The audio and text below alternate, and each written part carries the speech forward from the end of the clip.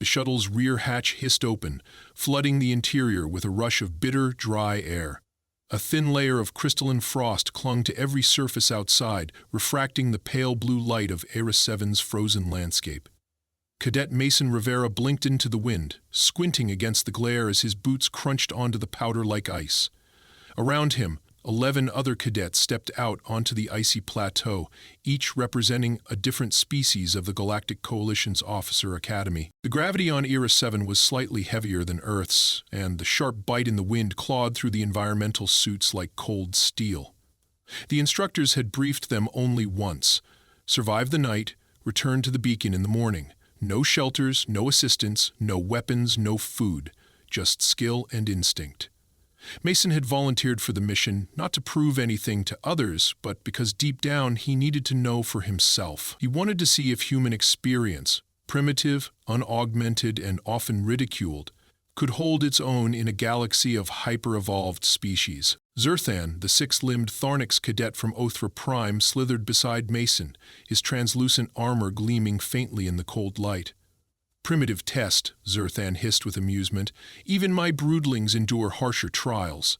He tapped the shimmering surface of his torsuit, which glowed faintly with thermoelectric flow. "You'll freeze first, human.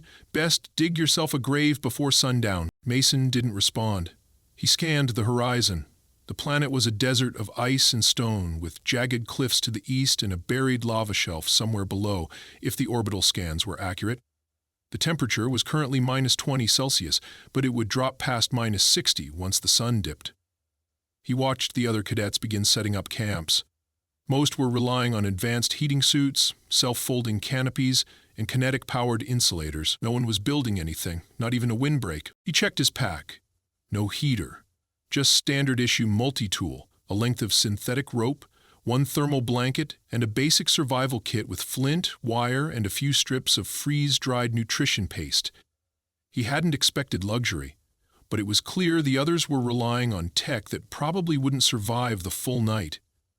The magnetic activity in the upper atmosphere had spiked the last few hours. He'd noticed it on the readouts during drop prep, but no one had cared. Mason stepped away from the group, walking a good 200 meters until their outlines became little more than dark specks against the glaring white. He dropped to one knee and tested the snow. It was dry, almost granular, more like powdered quartz than earth snow. No chance of building an igloo with this, but beneath it the ground felt solid. He scraped a hole and hit hard earth in less than a minute. Good. That meant insulation from below. His breath came out in visible puffs, and he could already feel his cheeks growing numb. He scanned the area. There, near the edge of a gentle ridge, a patch of black rocks jutted from the snow. He jogged over, heart pounding. The rocks were jagged, dull on the surface, but retained a faint warmth. Volcanic. Possibly basalt or something close. Heat retention potential was high. He smiled to himself. There was a chance this might actually work. While others reclined in autofold shelters and heated exosuits, Mason began digging. He scraped with his gloved hands first, then switched to his multi-tool. He carved a trench about 2 meters long, just wide enough for his body and his gear. Every few minutes he looked up, checking for signs of wind shift or snowdrift. The wind had started to rise. The sun was sinking fast, dragging shadows across the plain like curtains closing. He moved quickly to the rock patch and began gathering fist-sized stones, wrapping them in his spare cloth to carry them back. It took 6 trips before he had a good pile at the edge of his trench. Then came the harder part, building a fire in this wind. He huddled beside the pit, surrounded the base with a few heavy stones, and used dried lichen and cloth scraps from his kit to make a tinder bundle. Sparks flew from the flint, but refused to catch. After 20 tries, his fingers shaking with cold, the bundle flared weakly to life. He fed it slowly, shielding it with his body until the fire stabilized. Then he layered the volcanic stones around it, waiting patiently for them to absorb the heat. Mason's face was raw now, red from exposure, and his jaw ached from clenching. He checked his watch, 30 minutes until full dark. He carefully removed the stones from the fire with his gloves and lined the bottom of the trench. A second layer went above that, like an oven chamber, Then, using a flat slab of snow-packed ice and scavenged branches, he created a crude roof over the pit. He slid inside, covered himself with the thermal blanket, and sealed the opening with his pack. Instantly, the air inside was warmer. Not hot, never hot, but enough that his teeth stopped chattering. The rocks radiated heat steadily, and the trench walls kept the wind from cutting through him. He exhaled slowly in the dim orange glow from one surviving ember, feeling the tightness in his chest ease. Outside, the howling had begun, high-pitched gusts tearing across the ridge like knives. Snow swirled and distant crashes echoed as thin ice sheets fractured under pressure. Mason closed his eyes. He didn't know how the others were doing. He could imagine Zerthan cursing at his failing gear, or the feathered Trillian cadet curling up in a dying canopy trying to override a frozen thermal loop. But Mason wasn't worried anymore. He had shelter, he had heat, and he had earned it, without a single line of code or drop of alien tech. Just hands, instinct, and a few memories of Earth survival videos his grandfather used to watch on the old screen back home. The night stretched long and bitter outside, but inside that narrow trench surrounded by stones that pulsed gently with borrowed warmth, Cadet Mason Rivera slept. The cold deepened. Outside the trench, the air turned from bitter to brutal. Icy gusts swept across the barren field in waves, each one carrying microparticles of frozen sediment that sliced like powdered glass. Mason stirred beneath his thermal blanket, eyes fluttering open in the dim glow of his pit. The warmth had held. His breath formed a light mist that drifted lazily in the space above his face, not condensing instantly against ice like it had earlier. He blinked slowly, lips dry, and listened. There was a sound, faint, carried by the wind, a mechanical crackle, then silence. He waited. The sound came again, this time louder. It was followed by a short burst of static and then a voice. Raspy, pained. Unit. Failure. Critical core temp. The voice cut out. It wasn't a broadcast. It had come from someone's failing comms unit. One of the other cadets. Mason didn't move. He didn't dare break the insulation of the pit. The ambient temperature outside had likely dropped past -70 by now. His fire was long extinguished, but the rocks beneath him still gave off dull, survivable heat. His suit's diagnostics showed mild dehydration and low body temperature, but nothing dangerous. He'd expected worse. Another sound came through the wind. Not electronic this time, but physical. A low thump followed by a scraping drag. Mason shifted slightly, pressing his ear closer to the trench wall. It was the sound of someone crawling across the ice. He slowly unsealed the top of his trench by nudging the pack aside and poking his head out. A blast of frigid wind smacked his face like a slap, but he squinted into the dark regardless. Moonlight reflected harshly off the ice, painting the world in silver and blue. A dark figure was moving near the ridge, no more than 40 meters away. It was stumbling, one leg dragging behind. The outline was tall and narrow, limbs longer than a human's. Mason recognized her immediately. Cadet Soraya, the Shalmeri from Sector 10. Her kind had skin like hardened silk and complex vascular cooling systems. She'd mocked him during the drop, laughing at his dirt-based preparation. Now she looked like a broken branch in a windstorm. She fell again, hitting the ground hard, and didn't rise. Mason cursed under his breath. The logical choice was to stay inside. He knew it, but the memory of a different winter, his childhood in the Colorado mountains, when a boy from the next cabin died in a snowstorm trying to reach help, hit him like a punch to the gut. He grabbed his thermal blanket, stuffed the least cool rocks into it, then tore a strip from his undershirt and wrapped it around his mouth and nose. The wind would take his breath away if he wasn't careful. Clambering out, he tucked his body low and sprinted in short bursts, using the trench walls and scattered boulders as cover. When he reached Soraya, she was barely conscious. Her eyes, usually bright violet, had dulled to a pale gray. Her exosuit had gone dark. Its internal systems were frozen. Her breathing came in short, shallow gasps. "I warned you," Mason muttered, dropping beside her. He placed a hand against her neck, cool to the touch but pulsing faintly. He opened the blanket, rolled the warmer rocks toward her core, and wrapped the fabric around her tightly. She didn't speak. Her mouth trembled, and a wheezing sound came from her throat. The species difference made standard CPR useless, and her biology wasn't compatible with any emergency stim he had. Still, The heat might buy her time. He dragged her slowly, painfully, back toward the trench.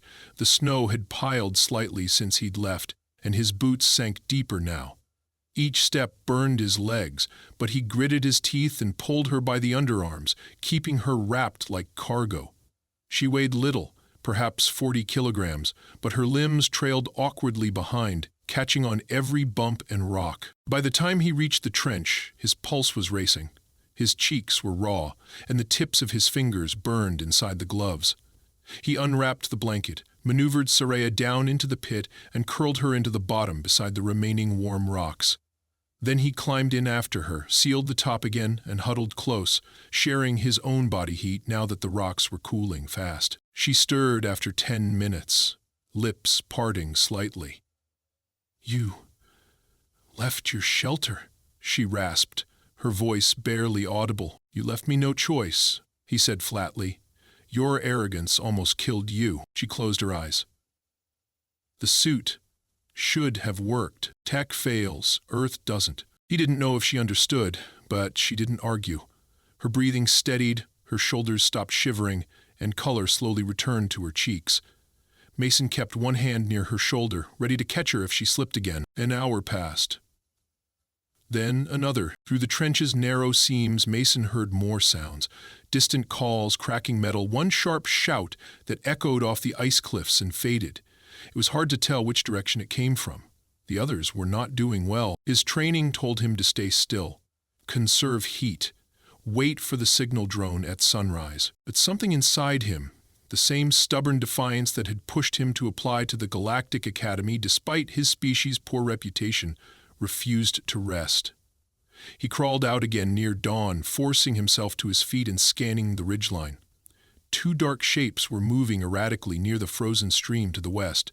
One stumbled and fell. The other didn't even look back. He saw a third cadet, not moving at all. Mason's jaw tightened. His breath came in slow clouds, and his legs felt like iron bars.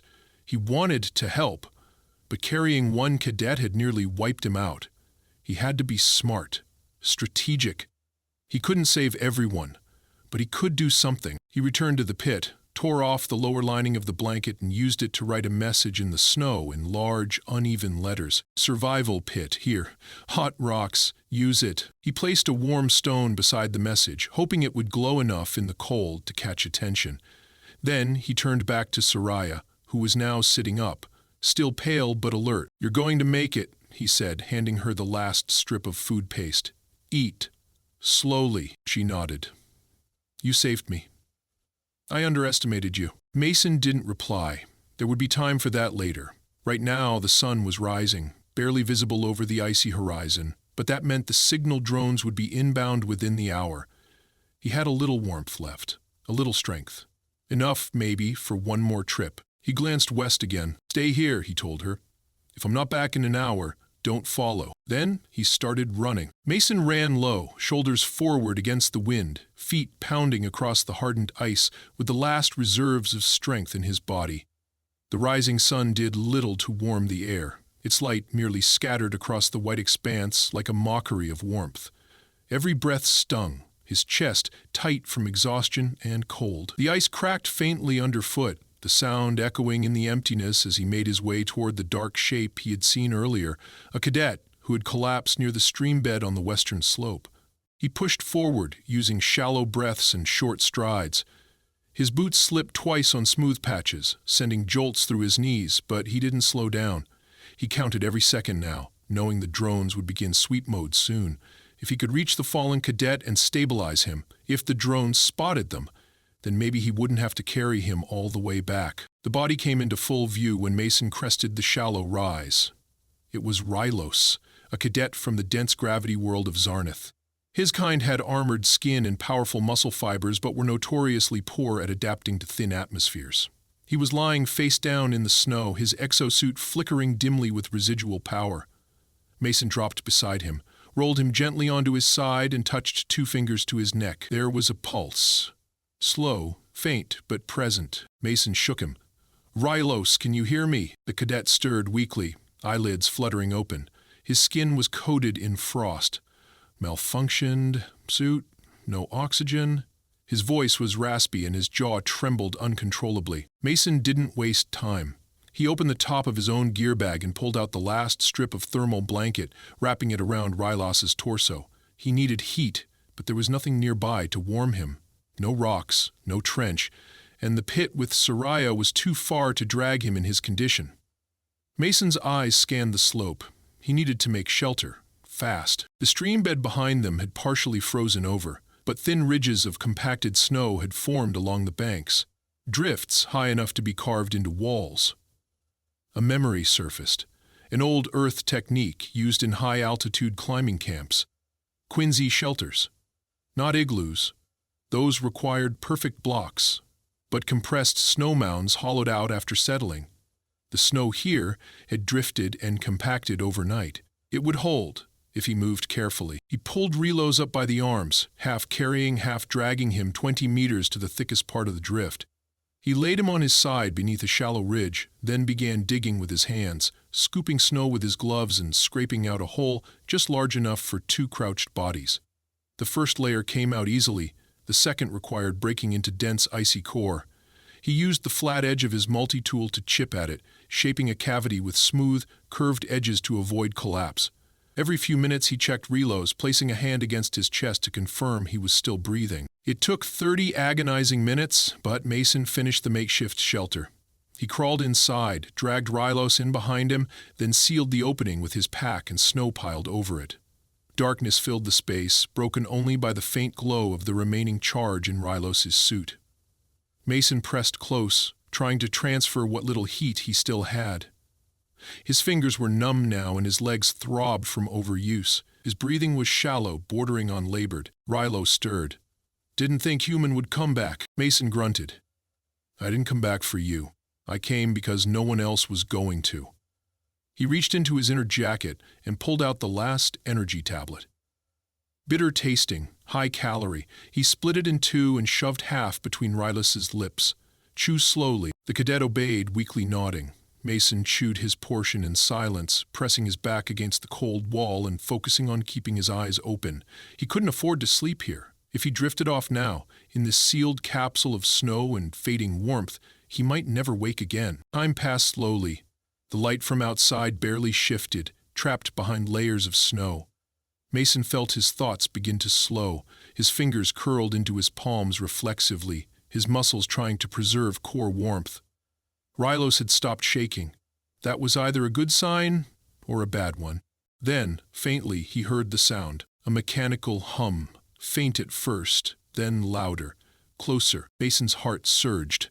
The drone. He kicked the wall of the shelter with his heel, once, twice, again. The snow cracked and collapsed outward in a burst, revealing the light of morning and the sleek gray shell of the medical reconnaissance drone hovering 3 meters above the ground. It scanned them instantly, beams flickering over their bodies. A green light pulsed. Life signs confirmed. Emergency condition. Retrieval initiated. The drone extended a pod with twin stasis wraps. Mason collapsed backward, allowing the drone to wrap Rylos first. He watched, barely conscious, as the cadet was lifted into the capsule. A second pod opened. He tried to crawl toward it, but his vision blurred. The edge of the world turned white. His body hit the ground again, but the last thing he saw was the drone descending over him. He woke to warmth.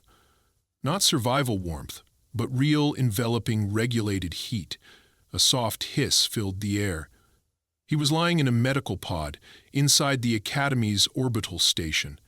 His hands were bandaged, his legs covered in dermal patches. The ceiling above was white and clean, with glowing lines tracing neural diagnostics. A figure leaned over him, tall, scaled, and 6-limbed. "Zerthon, you shouldn't be alive," the Thernix cadet said, sounding strangely reverent. Mason blinked, his lips cracked as he spoke. "Neither should you from the sound of it." Zertan gave a flick of his secondary limbs, half salute, half nervous tick. "3 cadets are in critical care. 2 were stabilized thanks to your notes, and 2 are alive because of you." Mason closed his eyes briefly. "Soraya? Recovering. She told everyone what you did. The instructors are adjusting their reports." A soft chime interrupted them. The medical AI's voice echoed overhead. "Cadet Mason Rivera. Debrief scheduled in 2 hours. Physical condition, recovering. Mental state, stable. Recommendation, pending. Mason exhaled slowly. He wasn't looking for awards, but maybe, just maybe, someone out there would start listening when humans spoke of old Earth tricks, and maybe next time they wouldn't have to prove themselves with frostbitten hands. The recovery bay was quiet in the artificial dawn of the orbital station. No windows, no wind, just soft lighting, calibrated to mimic early sunlight on an Earth morning. A luxury intended to soothe cadets waking from stasis or injury. Mason lay in silence, his upper body elevated slightly by the medbed's adaptive cushioning. His limbs felt heavier than usual, weighed down not by gravity, but by fatigue that medication only dulled, not erased. He hadn't spoken much since regaining consciousness. Most of what he heard came from others, drifting conversations of medics passing his bed, instructors entering and exiting without a word, and occasionally the polite inquiries of the medical AI confirming diagnostics. Rylos remained unconscious in the pod next to his condition labeled guarded but stable. Soraya had been discharged earlier that morning. Mason hadn't seen her since. He stared at the ceiling, tracing the white lines that branched like veins across the light panels, waiting for something to matter again. He wasn't a hero. He had reacted. He had used what he knew, what worked on Earth. But the part that gnawed at him was this. No one else had even considered it. Not one cadet, not one officer in the simulation design team. Without Earth's survival training, more would have died. The realization left him uneasy, not proud. Footsteps approached. Not the crisp taps of a medic or the slow drift of another patient. These were heavier, deliberate, military. The doors slid open. Commander Alrex entered. Tall, black uniformed, with thin silver cords looped across his left shoulder. His eyes were a piercing gold, a biomodification native to the Zevin species, granting night vision and emotional mapping. He was part of the Academy's core evaluation board and known for his severity. "Cadet Rivera," he said, stopping beside the bed. "Can you sit up fully?" Mason nodded and adjusted his posture with effort. His muscles still ached from the cold, but the pain made him feel real, alive. "Thank you," he said. Commander Alrex folded his arms behind his back. "You're aware that 2 cadets were declared medically non-viable during the trial. 4 more required drone-assisted evacuation. 3 survived with temporary cognitive disassociation due to hypothermic shock. 2 were stabilized solely through contact with your methods. 1, Soraya of Shalmar, submitted a formal incident report confirming that her survival was only possible through your intervention." Mason said nothing. He wasn't sure what part of that he was supposed to answer. Alrex continued, his voice neutral. "And yet, your report includes no mention of heroism. No notation of sacrifice, no emphasis on resourcefulness. You merely described what you did and left the commentary blank." "I didn't think commentary was part of survival," Mason replied. For a moment, silence hung between them. Then the commander moved to the display beside the bed and tapped it, pulling up the simulation logs. "The board has reviewed your response during the Era 7 deployment. Your use of passive thermal retention, manual snow shelter construction, heat source engineering, and identification of geological anomalies has been deemed non-standard. Instructors from 3 departments labeled it unsanctioned improvisation." Mason's chest tightened. So this was the consequence. He would be reprimanded for breaking with doctrine.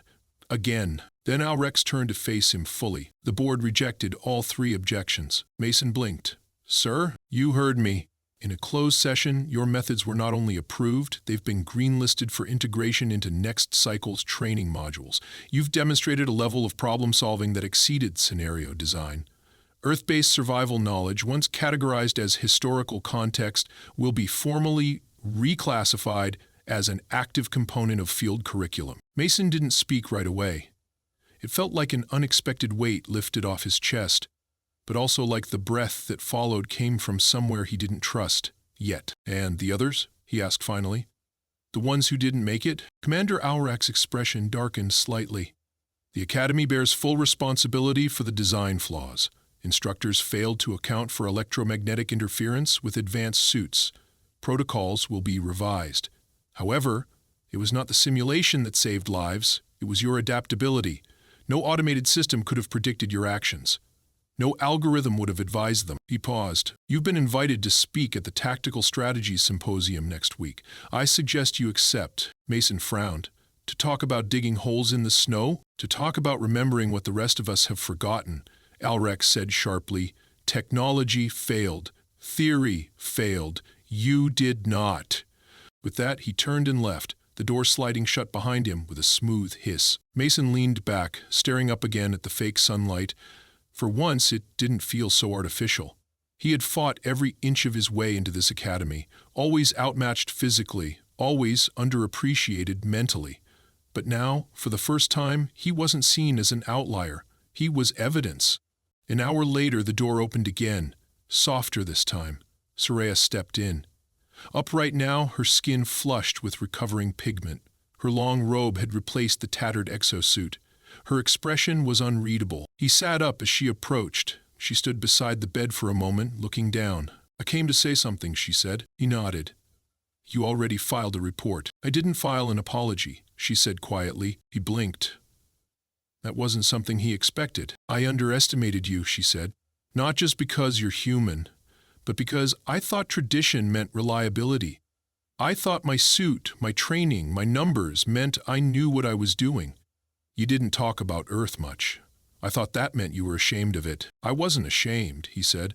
I just didn't think anyone would listen. Well, she said with a wry smile, you're going to have an audience now. He chuckled softly, a sound that surprised even him. She stepped back. There's a petition, she added, from cadets, to start a cross-sexies survival course, taught by someone who knows what it's like when the universe doesn't care what tech you brought. He raised an eyebrow.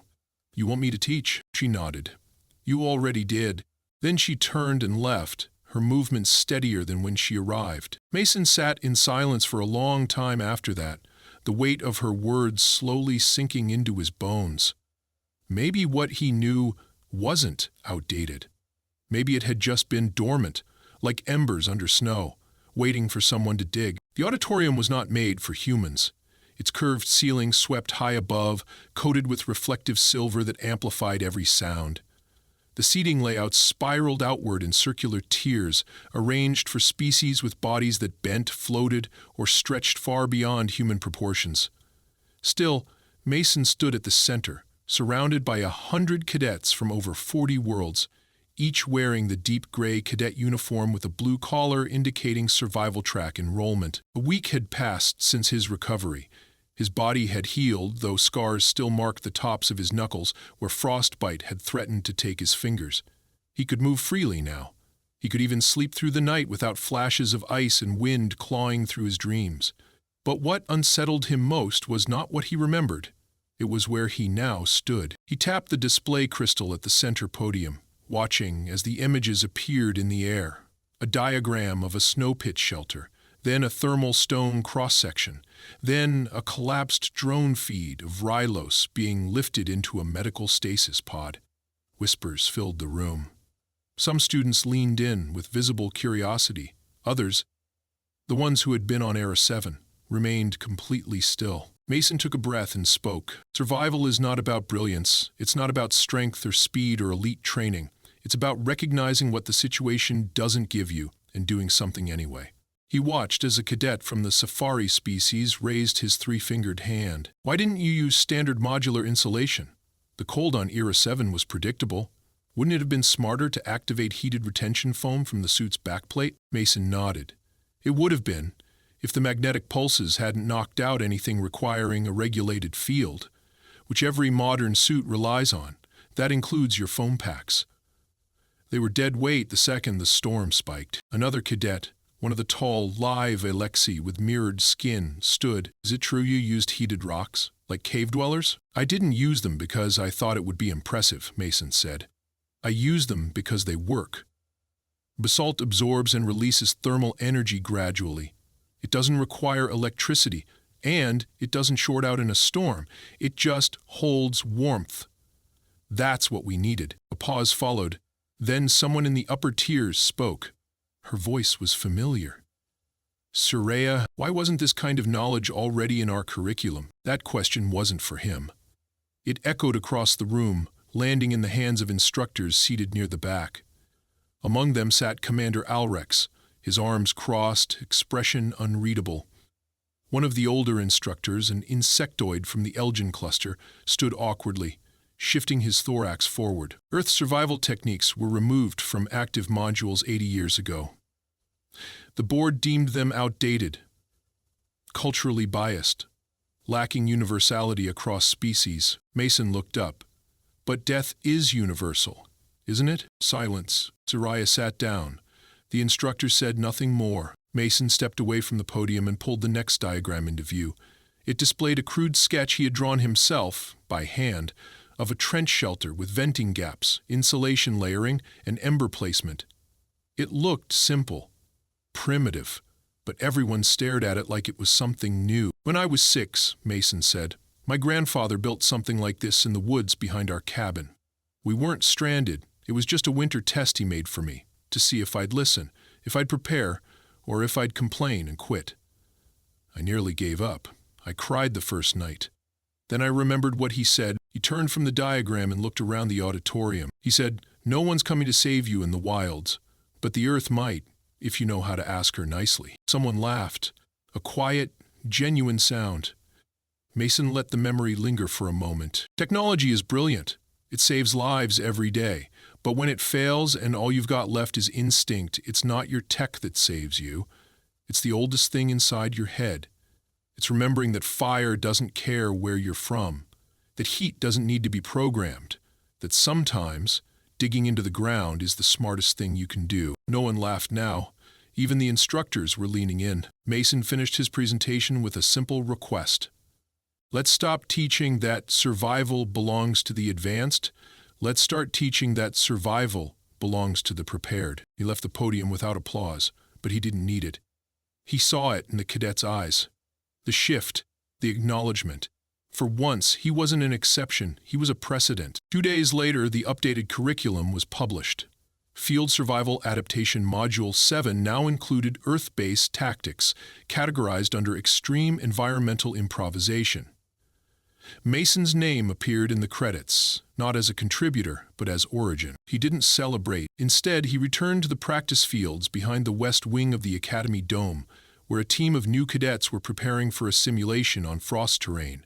Soraya met him there, holding a bundle of old-style flint rods and a pack of thermal rock. I've never started a fire by hand, she admitted, kneeling beside the test trench. Then you're about to, Mason said with a grin. He taught them, one by one, how to read the wind, how to choose stones that wouldn't explode when heated, how to listen for the creak of snow before it collapsed. The cadets fumbled, cursed, learned.